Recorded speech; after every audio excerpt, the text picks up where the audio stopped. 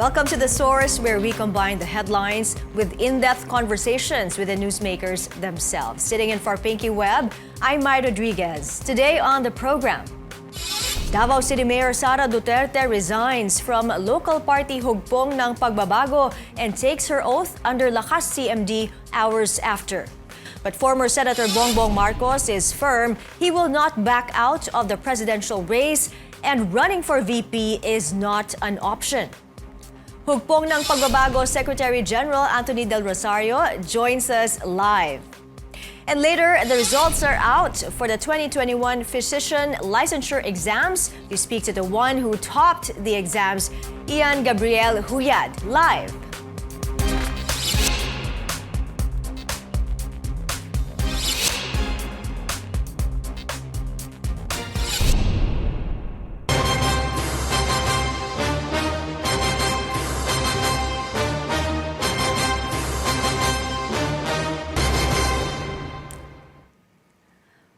We are 3 days away before the deadline for withdrawals and substitutions of candidacies in the 2022 elections, and a lot of political maneuvers are still happening.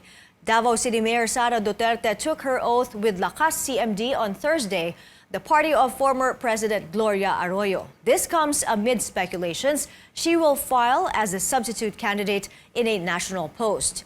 Our Rex Remitio reports from Silang, Cavite, where the oath-taking took place and where political personalities also gathered for a wedding. The event brought together the Davao City Mayor, former Senator Bongbong Marcos, and Senator Bato de la Rosa, who are all principal sponsors. Well, aside from what you've mentioned that Mayor Duterte is now a member of the Lakas-CMD party after resigning from her local group Hugpong ng Pagbabago. She took her oath right after the wedding of Senator Bong Revilla's daughter Gianna at the Revilla farm in Silang, Cavite. And Lakas-CMD was once the ruling party and led by former President Gloria Macapagal Arroyo. It's still unclear, however, on which position she will run for in the 2022 elections. We've not discussed any positions, no further discussions other than the fact that we've had a long-standing invitation to her, and it's been a long time in waiting, and we're very, very honored, we're delighted, and we're so happy to have Mayor Inday Sara Duterte of Davao City who have now joined the ranks of Lakas-CMD. As a Lakas member, Sara can run for president by replacing the party's current presidential aspirant, Ana Capela Velasco. The party also listed a vice presidential aspirant, Lyle Fernando Uy. Before the wedding ceremony, however, Sara refused to comment on her next moves. She instead thanked her supporters. Papasalamat ako sa mga supporters ko, and I hope na kung ano mang mga mangyari sa mga sumusunod na mga araw ay maibigay ko sa kanila kung ano yung gusto nila. Mayor Duterte and Marcos were tagged as principal sponsors by the Revilla family, although it remains unclear on whether the two will be allies or rivals in the 2022 elections. Marcos, however, earlier said that he will not back out from the presidential race because there have been speculations these past few days that he will slide down to be the vice presidential running mate of Mayor Duterte. So tuloy na tuloy pa rin, sir, for president? Ako? Yes. For president po kayo. Examine my situation. I have nowhere else to go. I cannot go anywhere, and I cannot change. I will not change parties. I do not have. I entered this race not to play any of this substitution, play with the rules. I entered this because I felt I should run for president, and that's what I'm doing. What if Mayor Sara runs for president? Then she will run. What else can I say? Earlier, presidential aspirant Ronald Bato de la Rosa said he's willing to back out of the presidential race if Duterte Carpio will run for president. De la Rosa also says she prefers the Davao City Mayor to run for president, being the most winnable in terms of surveys among all aspirants. For now, what is clear is that Mayor Duterte has joined Lakas-CMD, but Mom on the position that she will run for, while Marcos is still pushing through with his presidential bid. That was Rex Remitio reporting from Silang, Cavite. Let's go straight to the source of the story. Hugpong ng Pagbabago spokesperson and Secretary General Anthony Del Rosario joins us now. Good morning, Governor. Good morning po, Ma'am Mai. Good morning to all your televiewers. So 3 days before the deadline for substitutions, withdrawals, many things can still happen at inaabangan po natin yan. But first, what was your initial reaction to Mayor Sara Duterte's resignation from Hugpong ng Pagbabago? Were you caught off guard? Yes, ma'am. No, I personally only received the letter of resignation from Mayor Sara sometime before 10 o'clock in the morning. No? Earlier that day, I think it was around 7 or 7:30 in the morning, she had texted me that she was going to Balisin and Cavite to attend, of course, the lunch of Speaker Lord and to attend the wedding of Senator Bongbong Marcos' daughter. And that was the extent of our text messaging early on yesterday morning. She did not make mention of her plans to resign, and I suspect that at that point in time, at around 7 or 7:30 in the morning, it probably didn't occur to her yet, no? Because if you look at the letter of resignation that was sent to us at around 9:30, it was actually a handwritten note, no? It was not a typewritten letter. It was a handwritten note, and it was just a short 2-paragraph, if not mistaken, 2-paragraph note stating that she was tendering her resignation.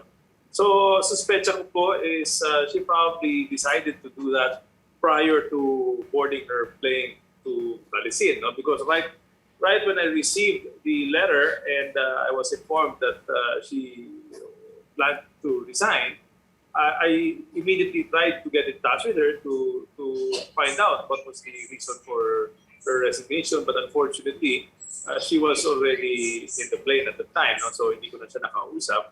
And of course, a lot of things happened yesterday. Nag-lunch sila sa Balisin, nag-wedding sila sa Cavite. And I thought to myself, maybe tomorrow or today might be a better time to talk to Mayor Sara, considering the heavy or the hectic skit that she had yesterday. No? And that is why I was really surprised. We had no idea. Even the oath-taking yesterday, I think it was yesterday evening, her oath-taking with Lakas, we were also equally surprised. We knew that she was probably going to join National Party in order for her to avail of the substitution process if she was going to run for president or vice president. But we did not expect that she would be joining a national party as early as last night, no? And again, this is something that she has decided to do on her own, and we respect her for it, and we support her 100% in whatever her final decision may be coming on November 15th. Yun na nga po, hours after her resignation from Hugpong, she took her oath with Lakas-CMD, and you said you knew na eventually sa-sign up siya with another major party. Alam niyo po yun o may hinala po kayo nun? Or... Well, actually, when we saw the letter nga, nakausap ko kasi hindi ko nga makontak si ma'am. So nakausap ko yung mga kasamahan kong mga governors, no? The other officers of the party. And we speculated that obviously the reason she resigned is to probably join a national party in order to to proceed and run for a national position in 2022. But we did not expect that it would be, we did not know it was going to be Lakas. We did not also know that it was going to be that quick, no? That it would happen right away on the same day. So again, as I said, these are things that she had to do on her own, and she probably felt that it would be better that she did it on her own as opposed to consulting several people. Alam mo naman, when you're consulting, sometimes you lose track of what you intend to do. So siguro for her, para hindi na mawala sa kanyang pag-iisip kung ano yung plano niya, siguro naisip niya, let's just do this and I don't want to talk to anybody about it. I will just do this and then let's see what happens. Okay. Tingin ko baka yung proseso ng pag-iisip ni Mayor Sara. Okay. But was it the plan all along, or were there other factors that brought her to Lakas-CMD? And what was the tipping point for Mayor Sara to leave the regional party she created and founded and to choose Lakas-CMD? As of the moment, as of right now, I have not yet spoken to Mayor Sara. No? It's only 9:11 in the morning. So sometime today, we're having a meeting, kami mga governors, the officers of HNP, and siguro around that time we'll also probably give a call to Mayor Sara to find out what her real plans are, what she plans to do, and how HNP can help with her plans moving forward. With regards po sa mga nangyayari po ngayon, it's really only Sara who knows right now what she plans to do. And she's keeping it very close to her chest, no? And that is why we just have to wait and see kung ano po magiging pagdating ng November 15. I think there's still a lot of things that will happen between now. Considering that it's only days to go, I think a lot of things will still happen. Right. Pero sabi po, Gov, ni election lawyer Emil Maranon on Twitter, he pointed out that Mayor Sara could have stayed in HNP and still be part of Lakas if she's indeed gunning for a national post. So pwede naman po palang mag-form ng coalition. So ano po yung reaction nyo? And were you offended? No. Actually, number one, we were not offended. No? Number two, if you're going to avail of the substitution method in order to run for a higher position, you cannot remain to be in HNP because HNP has no candidate for president and vice president. So for her to be able to avail of that, she would have to really join a national party who has a candidate filed already for president or vice president prior to the deadline of October 8. No? And there's only a few parties that have those filed candidates. Now, of course, nandiyan po yung PDP, nandiyan yung Lakas. If I'm not mistaken, of course, nandiyan yung PPP, meron sa pang partido ng KDP, and I think also PFP, I So, think Gov, also has a slot available. But more importantly, ma'am, kami po sa HNP, sa aming chapter and sa Constitution and Bylaws po namin, pwede po ang isang member ng HNP sumali sa isang national party. Ang problema siguro po ni Mayor Sara, if this all happened within the span of 12 hours, no? And I suspect, again, this is just me speculating, baka po when Mayor Sara was thinking about which party to join, siguro at that point in time when she resigned, she probably had no idea yet which party she was going to join. And alam naman po natin na ang bawat partido may kanya-kanya pong bylaws yun. So it's not a universal provision in all parties that pwedeng mag-national member sa isang national party tapos pwede din mag-member sa regional party. Kami po sa HP pwede po yun. Hindi natin alam po kung ano po ang nakalagay sa bylaws ng Lakas, ng bylaws ng PDP, bylaws ng PPP, KDP. So siguro, she probably felt that the easiest way for her to get in without any technicality, joining another national party, is to come in with a clean slate, meaning walang partido, di ba? Para wala nang pagdating sa provision na yun po. Gov, let me ask about your plans now. What happens now to HNP with your founder and chairman gone? What are your plans moving forward, and what party adjustments will you be doing?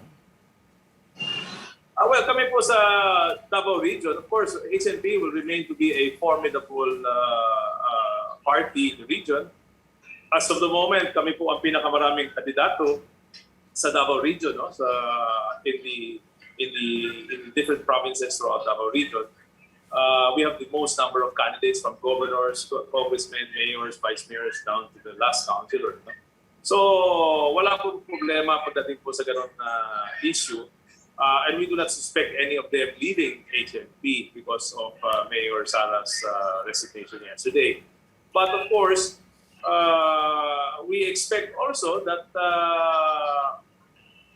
if Mayor Sara decides to run for a national position in 2022, and pagdating po ng panahon ng kampanya, she will eventually have to campaign in Davao region. We hope that Mayor Sara will continue to support the HNP candidates in the region. And vice versa, kami po sa the HNP, there's no doubt about it that we will support Mayor Sara in whatever position she decides to run for in 2022. No? E ganun din po sa lahat ng mga candidates natin sa HNP throughout the region. So going forward, again, we're having a meeting today, kami mga officers ng HNP. One of the possible options is to have an alliance between HNP and Lakas para mas maliwanag po ang pagsuporta ng HNP sa aming mahal na chairperson or former chairperson na si Mayor Sara.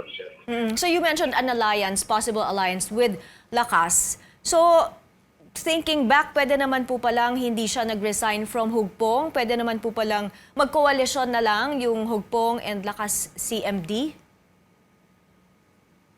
Well, as I said, ma'am, from the point of view of HNP, wala pong problema.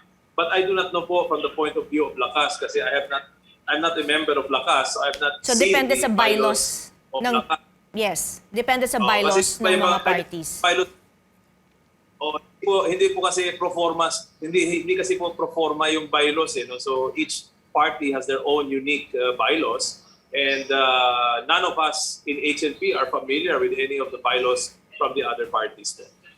All right, thank you so much for your time this morning. Hugpong ng Pagbabago spokesperson and Secretary General Anthony Del Rosario. Coming up, President Rodrigo Duterte appoints a new COMELEC commissioner. What will be his role ahead of the 2022 polls? We find out after the break. This is The Source on CNN Philippines. You're watching The Source on CNN Philippines. As the country waits for Davao City Mayor Sara Duterte's political plans for 2022, the Commission on Elections is gearing up for a possible swarm of her supporters as the deadline for substitution nears. Our Melissa Lopez is at the COMELEC's headquarters in Manila. Mel, what are you seeing there? My COMELEC's special station receiving area for withdrawals and substitutions of 2022 candidates is ready to see more action, with just 3 more working days left until the November 15 deadline. This table yesterday catered to 2 party lists which switched all of its nominees and submitted new names. The group Ang Pamilya Muna changed all 5 nominees and is now led by Mariano Michael Velarde, son of El Shaddai leader Mike Velarde. ACP party list representing homeowners also dropped 4 of its previous nominees. One of them, Anthony Astillero, says he had to drop the nomination as he's running as mayor of Imus, Cavite. No official word yet if or when Davao City Mayor Sara Duterte or her representative will drop by Palacio del Gobernador in Intramuros to file as a substitute candidate. We are getting information that she might file tomorrow. As we know by now, she joined the Lakas-CMD political party of former President Gloria Macapagal Arroyo yesterday. The party has a presidential bet named Ana Capella Velasco, a vice presidential candidate named Lyle Uy, and 1 Senator, Marianito Roque. If Mayor Sara wants to vie for a national post, any of these existing aspirants should personally appear here to withdraw their certificate of candidacy. then Mayor Sara or her lawyer should come and file her COC for her desired post together with a certificate of nomination from Lakas. Mayor Sara is familiar with this process. She did this in 2016 when she filled in for her father, Rodrigo Duterte, who dropped out of the mayoralty race to pursue the presidency. She also did the same this week when she withdrew her own bid for mayor and she will be replaced by her brother, Baste Duterte. We'll be on stakeout for updates today, tomorrow, and on Monday, the deadline for substitutions. Mai? All right, Melissa, Malacanang confirmed last night the nomination of Manila prosecutor Ray Bulay as a new COMELEC commissioner. Can you tell us more about that? Yes, actually, Commissioner Bulay's appointment or nomination to COMELEC could not have come at a better time. Chairman Sharif Abbas of COMELEC says the appointment of Attorney Bulay is crucial as there's only 6 months left until the May 9 polls. So it's important for all the decision making. And incidentally, Bulay will also fill the 3-member COMELEC Second Division, which has been tasked to handle and decide on the petition to cancel presidential aspirant Bongbong Marcos' COC over his conviction for not filing his income tax returns. Incidentally, Commissioner Bulay was a former official of the Presidential Commission on Good Government, with at an agency which is tasked to recover ill-gotten wealth of Bongbong's father, former dictator Ferdinand Marcos. Mai? Thanks a lot, Melissa. That was Melissa Lopez reporting to us live from the COMELEC headquarters in Manila. Still to come, over 1,600 new doctors passed the October 2021 physician licensure exams. We speak to this year's top-notcher after the break.